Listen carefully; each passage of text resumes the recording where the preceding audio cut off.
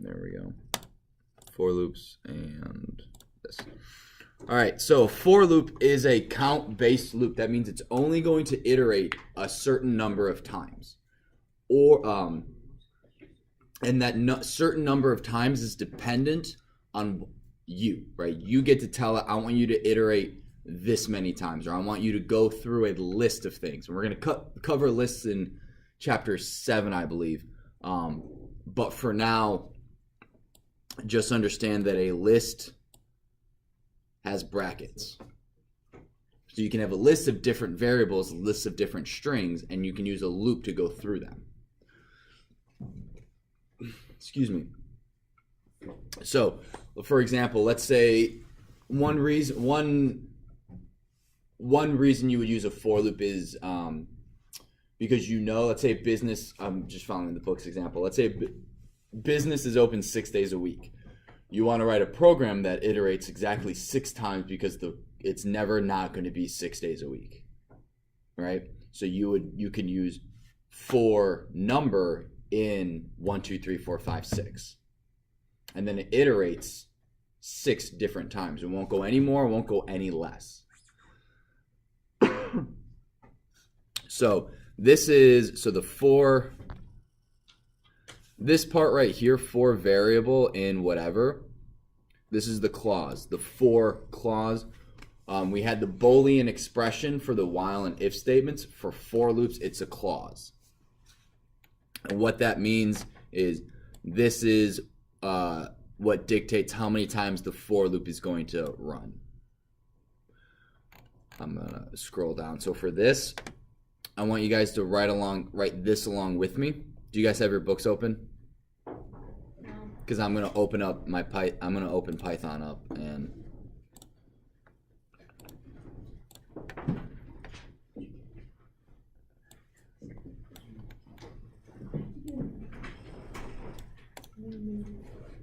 so right here we go for num in bracket 1, 2, 3, 4, 5, close bracket, print num. So now what do you guys notice?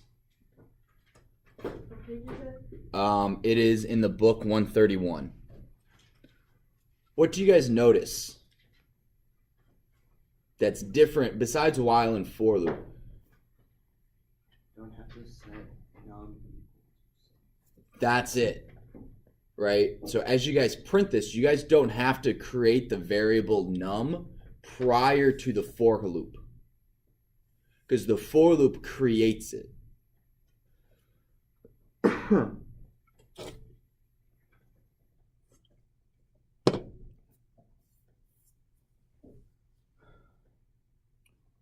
So I have for num in this list, print num. So the first iteration of this, what does num equal, Joseph?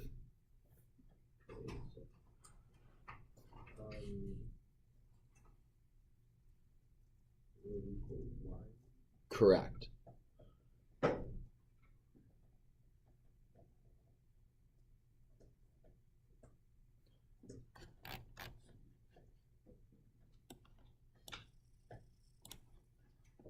Mostly copy down that code. Mm-hmm.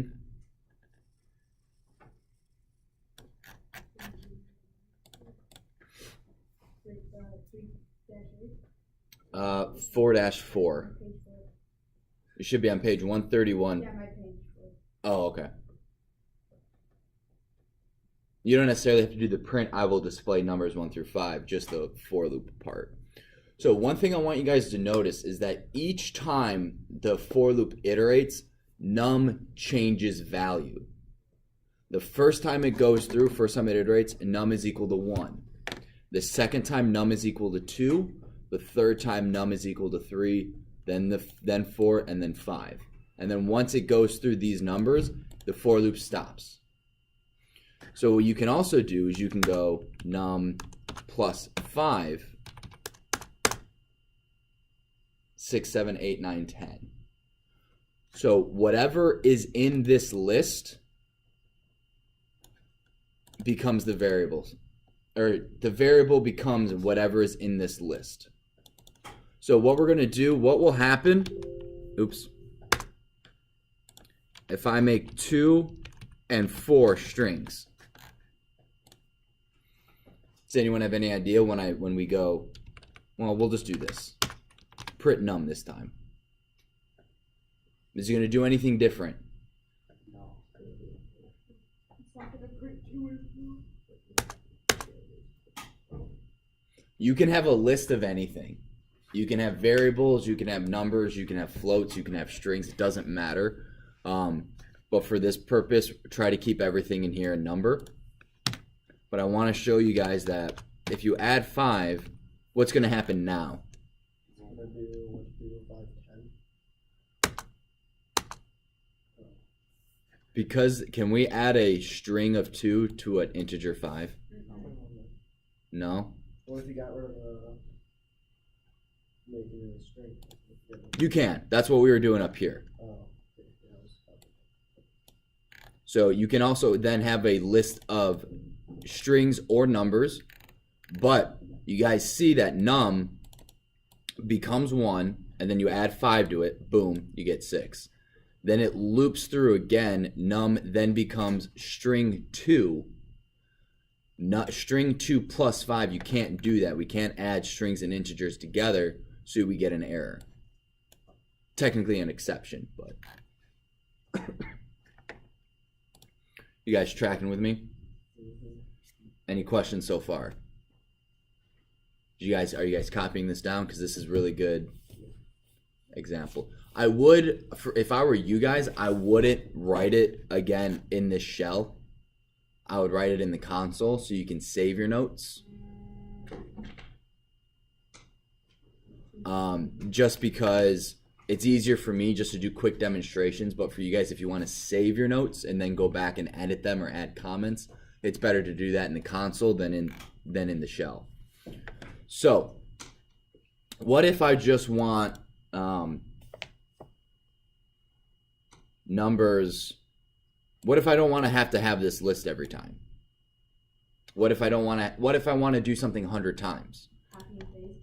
This would be really annoying to have to go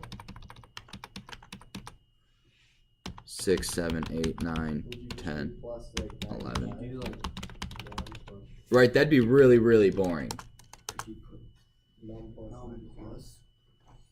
You could, but if I wanted to print 94, if I had, Could you do 1? You could just do 1 and then do print num plus 93. what if I wanted to print 92? Could you do Right, you get, it's the exact same thing. That's a great idea if I want to start at a certain Could point. you do like 1-100? No, that's a good idea. Could you define number as like 1 and then do add in 1 for each time? Yeah, you can. Yep. And what we're going to do is, that is today. That's called an accumulator operation. That's a good idea. We're getting there. Joe, did you have a, did I see your hand or no? No? Okay. So what we're actually going to do, it's something called the range function. So what we're going to do is for num in, right? Instead of then creating a list where we go 1, 2, 3, we're going to type in the word range, and you see how it turns purple? That means it's a function. Every function, just like print, needs parentheses. And then you end it with a colon, just like with if statements and while loops. So what you type in here, give me a number, Maddie. 1, 2. 2. Print. Hello. Boom, 2 times. Blake, give me a number. 75. Oops. Boom. You just did something 75 times, as opposed to going 1, 2, 3, 4, 5, 6, all the way to 75. That's lame. One thing you can also do, Blake. Oh no, I just saw your hand up. I could have. what you can also do, now there is one confusing thing about range. It starts at 0, not 1. So if we do print num, actually I'm not going to do 75 because that's too many. Let's do 10. Starts at 0 and goes to 9. That's still 10 numbers, right?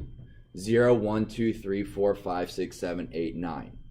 So it still happens 10 times. But with coding, a lot of things start at 0. And we're going to get more into that when we start doing lists and more stuff with strings. The beginning of a list and the beginning of a string is always 0. The beginning of a range is always 0, unless you tell it to start at a different point. So, Joe, if I had range 100, what numbers will print? 0 through 99, right. What if I had range of 1,000,000? What would print, Kayla?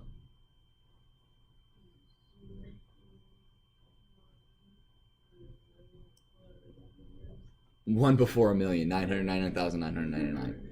Yes. So,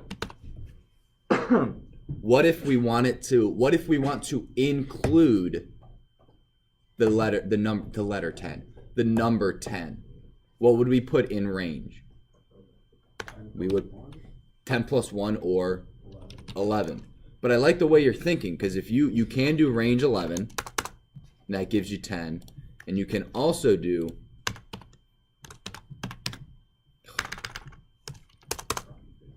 10 plus 1. This is really useful when a user types in a number. So user is int input number of times, question mark. Number of times is 6. And then what we can do is we can go user plus 1. So that'll print including 6. So as long as this, if you're using range and only putting one number, as long as the variables you put in here eventually equate to a number, an integer, only an integer, not floats, it will work. So I could do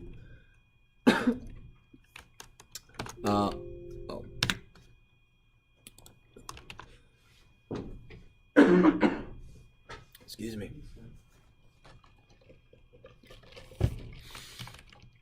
User plus 1, so that'll be 7 times 3. All this, 7 times 3. Actually, 7 times 4 divided by 2. And that should give us 14, I think. Oh, float, okay. Int. Wait, so user is 6, 7 times 4. Alright, so we're going to make it an integer. Excuse me. So what it was doing is, it was saying that this was a float because once you divide numbers by another number, I think it automatically makes it a float. So then we had to go back and make it an integer.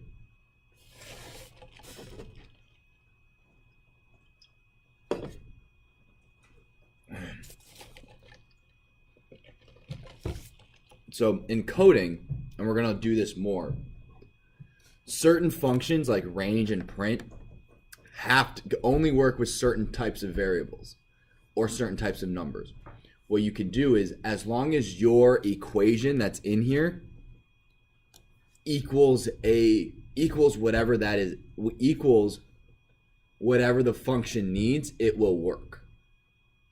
And we're going to build our own functions next chapter, where we get to build our own, basically a print function or our own range. We can write a bunch of code, save it, and then use it again. So instead of having, so if I want to run your code 5 times to make sure it works with different numbers, I actually have to physically hit F5 5 times. Once we build functions, I only have to run it once. And I can just go, I want to copy and paste this function. I want to do it 5 times in a row. Which is super cool and helpful for me. So, do you guys have any questions? Oh, Brad. Hang on, I'm just trying to check my phone. Okay, oh, okay. I mean, there's a lot of parentheses, and those screw up a lot of people, Yeah, so. that's what's screwing me. Yeah. I need to have something go on the back of that. I like watching it. And the thing like did with the hill, it does. Oh, yeah. It's cool. You can also do is like, you can build your own matrix and just have it be binary 1 0 1 0 1 0 1 0 0 and just have it go all the way down. Yeah, I made like a Their name, you know. So we created user up here. So if you don't have this, it won't work. Okay. Yeah, so user is just a number. It could be an integer, or you could do user is 7. Doesn't matter. User is 6 because that's what we use. So, as long as this is an integer. Now, what you can also do, let's say I don't want to always start at 0, right? We can go for num in range. Let's start at 5 and go to 10. Now, the same rules apply with the ending of range, meaning num will be equal to what numbers, Blake? 5 and 10. Well, it would be 5, and then what it would be, the next iteration would be, 10. no. 6. Yep, 6, and then 7. 7, and then, yep, and then. Well, what did we just learn about range? Oh, yeah, not 10 because they start at 0. Not 10. This is I don't know why this is, but it's going to go 5 through 9. Oh, so now it'll start at 5. Still 5 numbers. 10 minus 5 is still 5. It just starts with 5, 6, 7, 8, then 9. Yes. Go back up to that user thing. To this thing? I need to see the code for it. Well, the user is just an input, integer input. So you may or a very common mistake is you don't end an integer input with 2 parentheses. Yeah, I think that's what it is. Yeah. Okay.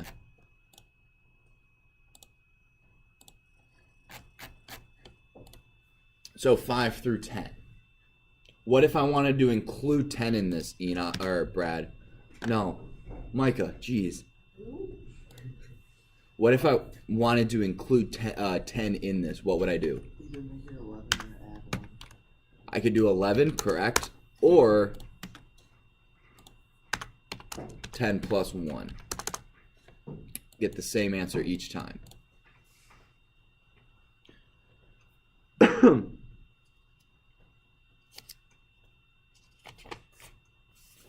What if I only need the even numbers? What do you guys think I would do to print the even numbers, let's say from 0 to 100? Num times 2. Num times 2? Let's try that. Num times 2. Nope, that just goes through every number and times it by 2. Multiplies it.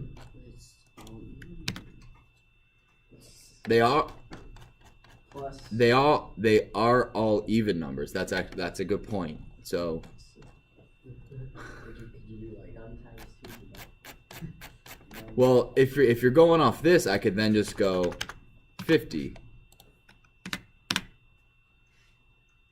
All right, and that is one way to do it. Plus 1, and then it would do every other number. 50 plus 1? No, just like 0 plus 1. Num plus 1? No, because it will include, because it will be even. Num plus 2. In the odd. So what you do is you can add a third argument to the range. And what this does is it goes starting at 0 every second number until 100. So this is going to print 0, 2, 4, 6, 8. 0, 2, 4, 6, 8, 10. Well, it's all in the book, right? So if you're out, we're gonna go over this, and we're gonna have a couple examples of going through what's in the book. But this range is huge, huge, huge. It is the best range ever. Huge. I don't know why I close one eye. I go huge. Whatever. It is super awesome because what if I want every fifth number? What would I do? Comma 5. Well, I want to include 100. So what do I do? Plus 100. Plus 1. There we go. Does that make sense? Kind of. What's your question? Nothing. All right then. Wait, so where, wait, so this is all in here? Yeah, it's on from 131 to 135. Actually, hang on. I don't know if does it tell you the step thing. Yeah. So up until 135. 131 to 135 is all about the range function. And there is something similar with random number generators. So that deals with a range, a very similar function to this range. So once we get this, I think in chapter 5 we do a random number generator, which is really, really fun. Because then you can be like, with a loop and a random number generator, you can simulate dice rolls, you can simulate coin flips, you can simulate anything like with probability. Because I want a random number from 1 to 6, and I want 100 of that. So you can actually theoretically, not just theoretically, what's the theoretical probability of getting a 5 on its 6-sided dice? 1 out of 6. 1 out of 6. And you can actually run a code 1,000 times and calculate how true that actually is. Which is pretty, I think that's cool. It's not just, you can just, anyway. Anyway. Yeah, I'm going to stop geeking out right now and just go back to teaching.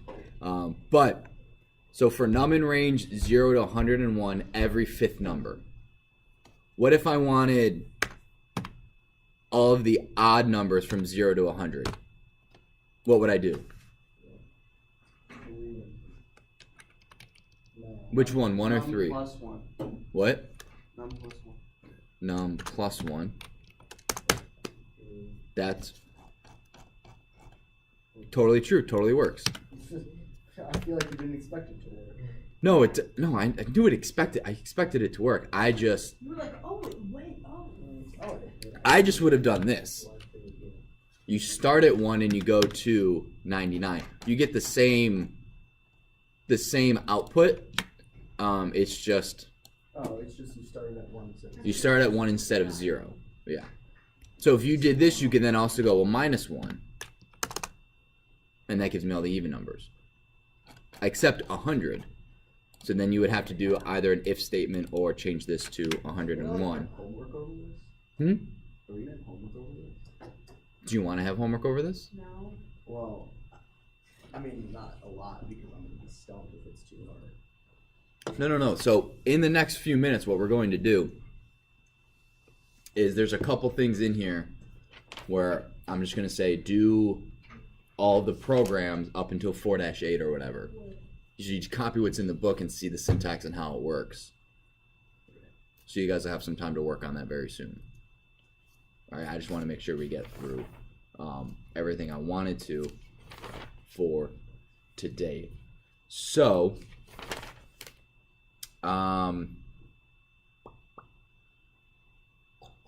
calculating running total. So let's say. So we actually kind of already did this next section with that account verification assignment. It's letting the user control the loop iterations, and I believe that is talking about. I didn't see what was wrong with mine, but I didn't get 100. Oh, I'll talk to you about that when I'm walking around. Did I not put in the? I put it as in the. Comment, Okay. There's a couple ways you could fix it, but I'm not gonna exactly tell you how to do it because I want you guys to learn it better by doing it yourself. So so we've actually already covered this, letting the user control the loop iterations. What that means is you can go user is int input how many times. Let's go 100. And then we go for num in range user print num. Right, so we already covered that, right? What would I do if I wanted to do every even number from 0 to the user input, including the user input? So what would I change here? Enoch start. I don't know why I keep calling you Enoch. Micah. So all right. Hang on. You said user comma. All right, user comma. Then what?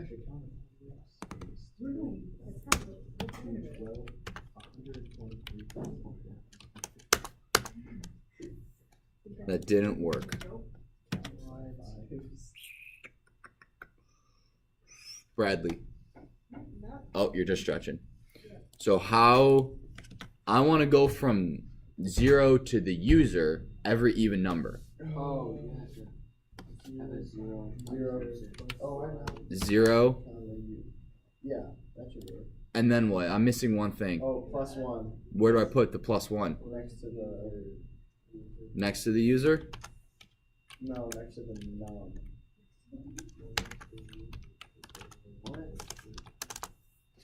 That includes 99. It doesn't include 100. Listen to Joseph. He's smart. You guys said +1 here? Yeah. There we go. We got 100. Plus we got every even number. Was the user input 100? The user input was 100. Now, the cool thing about this is you can go backwards. So what we're going to do is we're going to start at user. We're going to go to 0.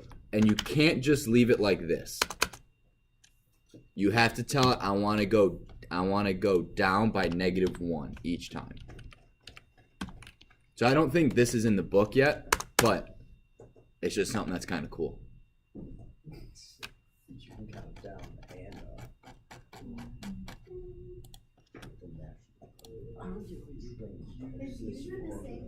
Use what for? Going backwards? No, just like the 4. Well, if I just want to do something 5 times, instead of copying the code 5 times, I could just...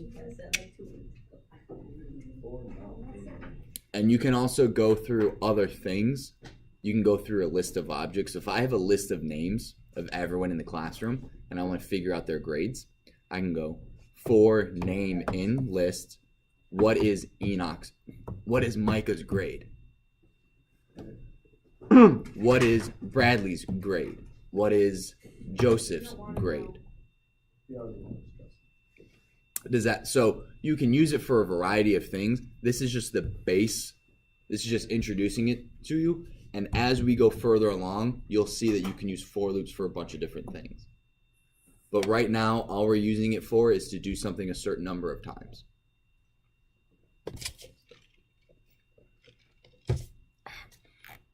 Does anyone have any questions? None at all. Not a question. Oh, hang on. A question on Python because I'm sick of getting. What is the meaning of live question? How many holes does a straw have? How many holes does a straw have? It could be 0, 1, or 2 depending on how you're looking at it. What? Ah, that's true because it goes all the way through. Right, but it's also just a hollowed out cylinder. I don't know. You can. Mrs. Gregerson actually has a more definitive answer. I just saw that one video on YouTube of that guy freaking out, of the two guys arguing. It was actually really entertaining. What gets wetter as it dries? A towel. Anyway, all right. So we've been in class. I'm gonna give you guys a few minute break. I'm gonna stop the video. Is water